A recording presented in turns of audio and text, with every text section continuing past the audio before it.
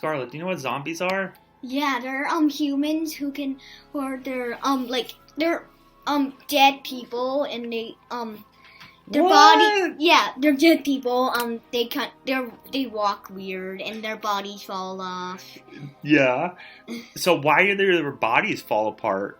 Because they're like dead people. Yeah. What's happening is their bodies are decaying.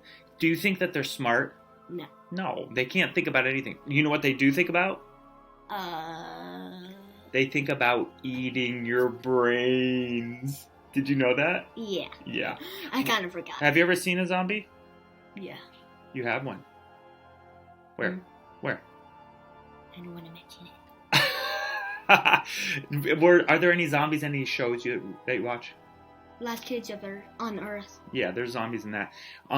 Zombies can be scary, but they're totally fake and make-believe, and they don't have to be scary. They could be silly and funny because they walk weird, they fall apart, they walk slow. Exactly. And they don't think, they only... Think about eating your brain. Yeah. So we're going to read some poetry about zombies because in my classroom, we're having the hashtag... Zombie fun. Yeah. The hashtag zombie apocalypse room 207 is what it's called. So here is a silly, funny zombie poem, and it introduces an interesting term. Look at this girl. Does she look silly? Does she look scary? No, she looks silly, doesn't she? So, there's a zombie girl. We're going to take over this zombie girl. And this is called an oxymoron. What is an oxymoron? Well, I do know what a moron is. It's someone who bothers you, and I don't really know what oxy is. Okay. An oxymoron is something where you have two opposite things put together to make one thing.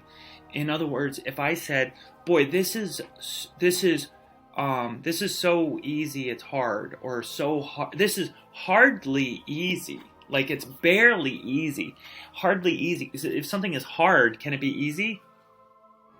No. What does the word pretty mean? It means something's like nice, or you want to have it. It's nice to look at, right? Yeah. Okay. Would it be possible to say, what if somebody said something that is pretty ugly? It means well, if you would say that pretty would means like a different thing.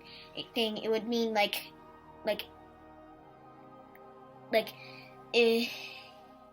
hard to explain. I thought you were going to say it. In that case, it would mean pretty would mean just a little bit, right?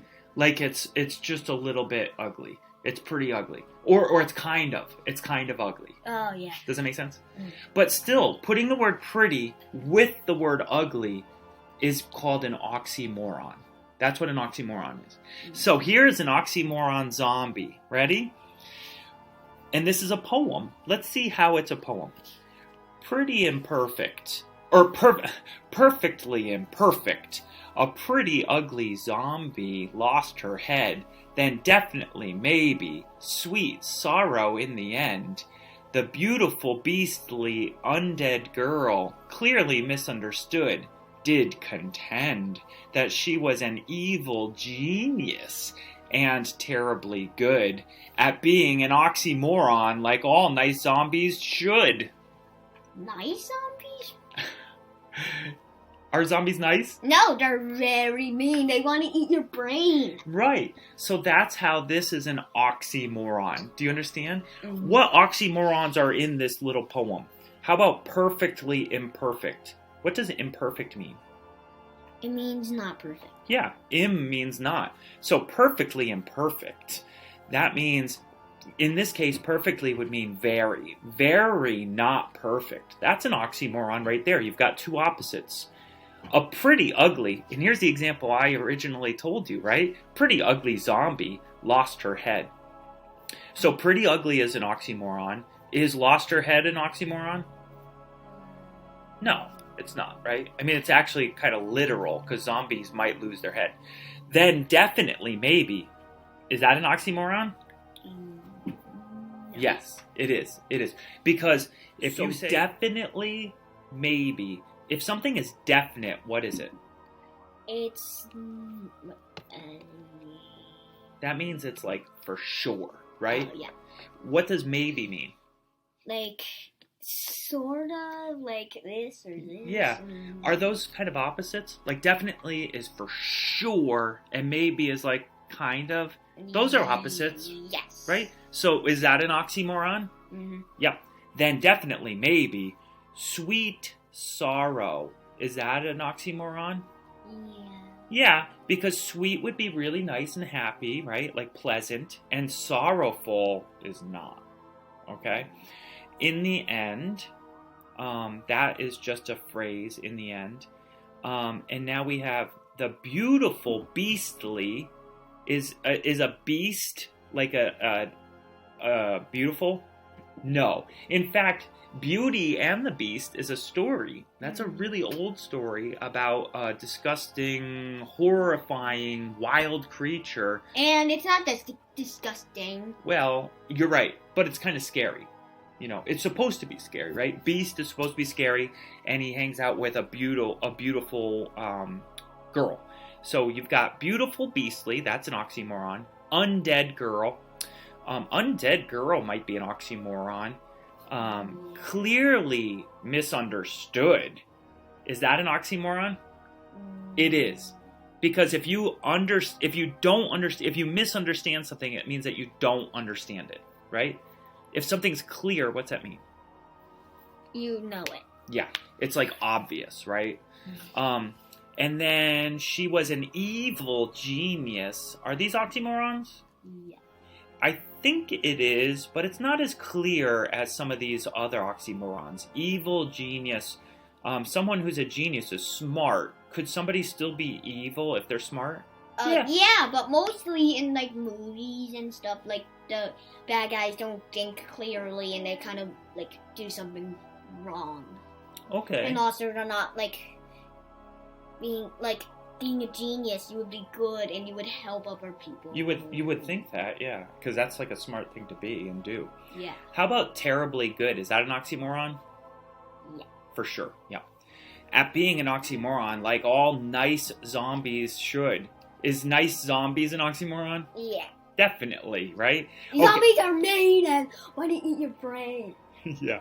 Okay, I'm going to share with you a couple more poems. Now, these next two poems, we're actually going to compare them and look at similarities between the two poems and differences. So we're going to compare and contrast. Contrast means look at the differences.